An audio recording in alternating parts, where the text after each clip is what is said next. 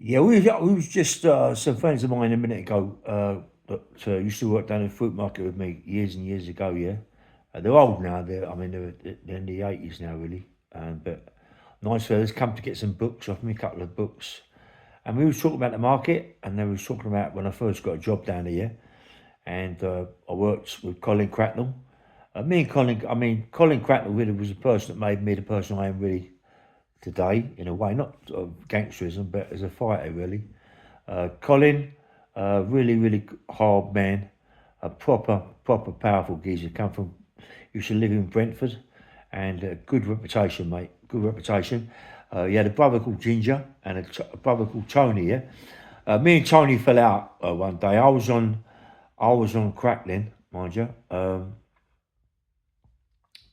I walked into a pub, and Tony had this big chain around his neck with a big thing on it, and I just hit him on the chin and just took the chain. But he was a bit leery, really, I didn't know how it was going to end if things were going to get worse than what they were. Yeah, because when I hit him on the chin, I didn't realise uh, how hard I hit. Really, how hard I hit him, and he was out for ages. Man, I just walked up, took the chain, took a bit of cash off what he had off him. Yeah, and just went out and got myself some crack.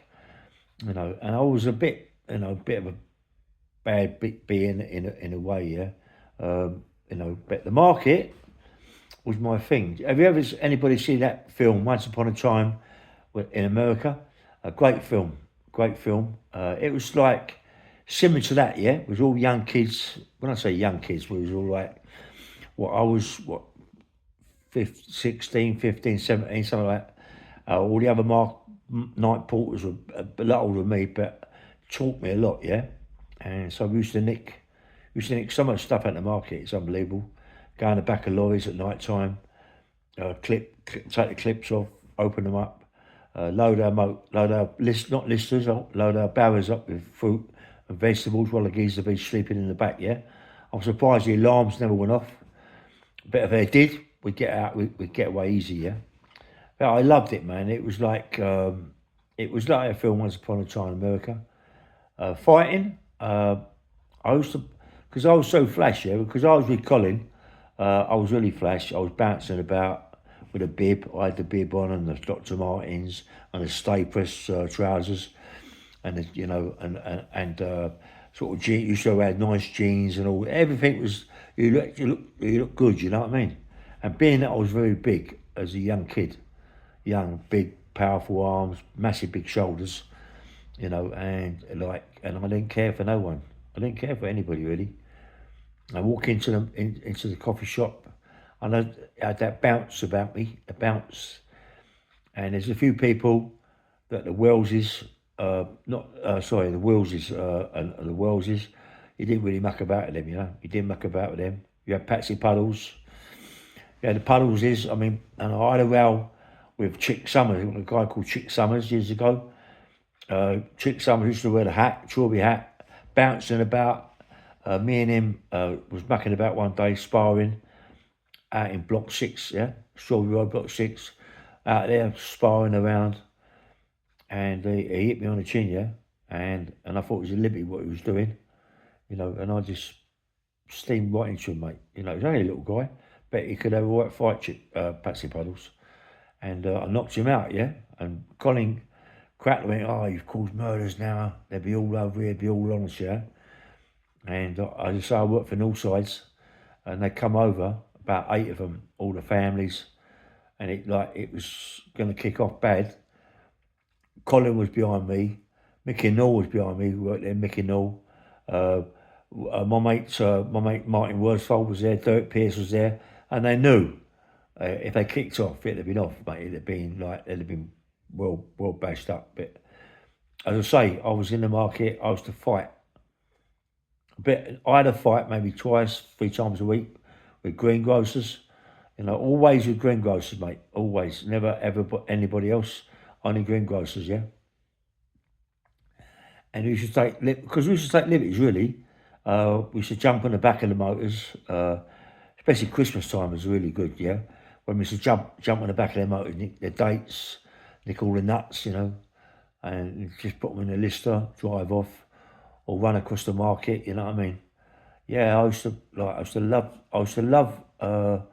I learned so much in the market. I learned how to fight.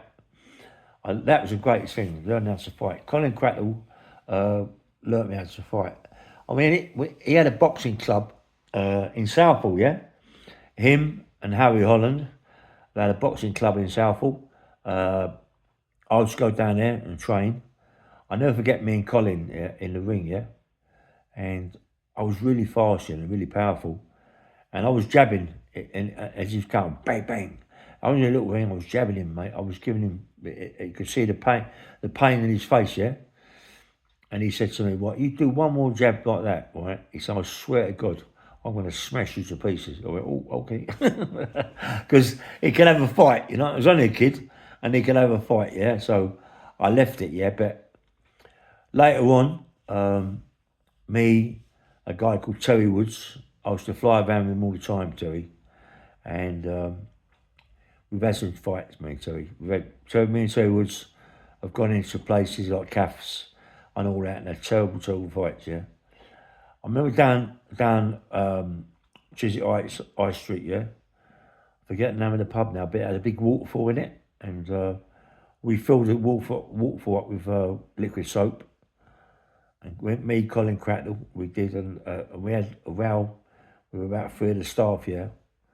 And we had to get out there quick, mate. Because, mind you, in them days, old Bill wasn't that fast, you know. It's just that old Bill wasn't that fast.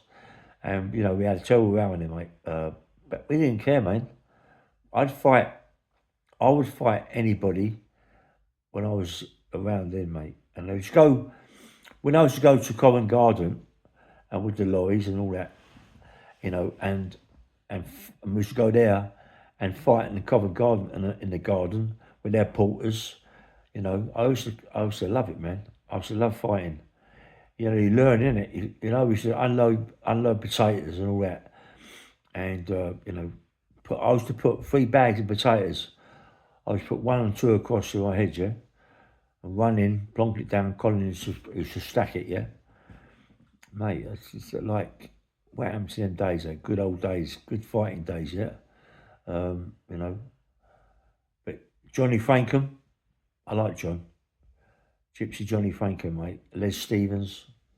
Oh, they could fight, man. I mean, I've seen them have fights out at the market, mate, and bash up some people, mate. Smash them to pieces. People that try to nick the trees.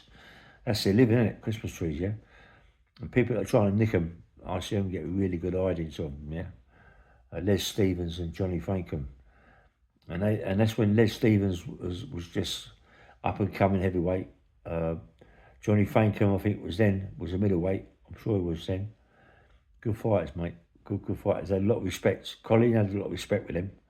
I don't think Colin could have beat Johnny Frankham or Les Stevens at that time. I'm not quite sure, but Colin was very bouncy. Colin used to bounce a lot, you know, bounce around. And we used to have races with the barrows. Colin got me on the barrows, then he put 2 bags of potatoes on the barrow and run round the market with it, yeah? Run round, and that's like so fit. Run round the market like a lunatic, you know? Trying to catch Colin. Colin was always the governor at that game, yeah? With the barrow, yeah? But I was the governor at picking it up. I learnt from a guy called Joe Strong how to bend it, how to tip it over and press it, yeah? And press it. But I could never press it. I could get it up, yeah? But I could never press it, it was too heavy.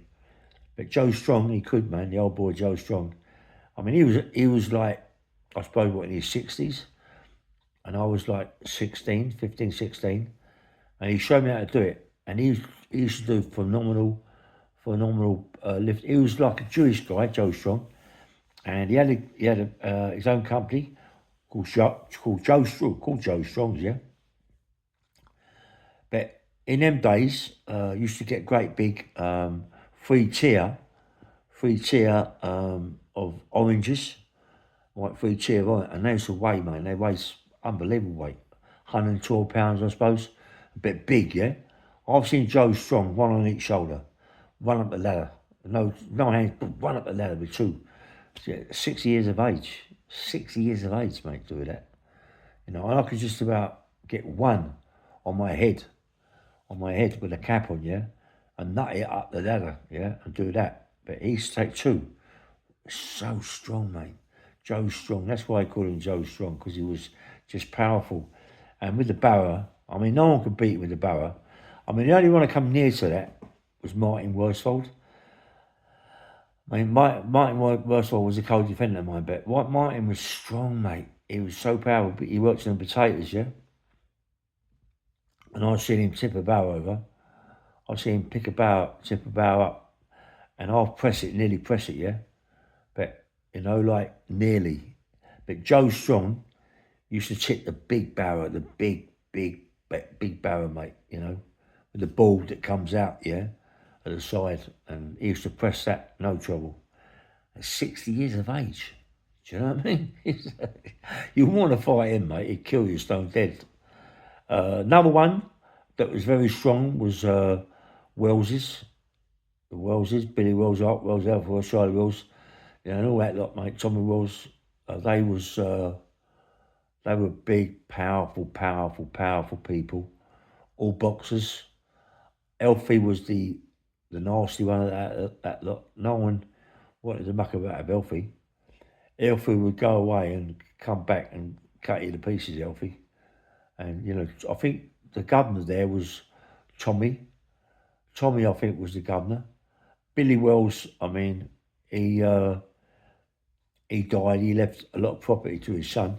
We see his son the other day when I was in that pub, sitting down there, having something to eat. His son was there.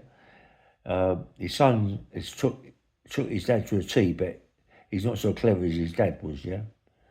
I can go on and on and on. I will go on and on in a minute. I'll do another one, yeah? Bang, bang, roll. Nice one.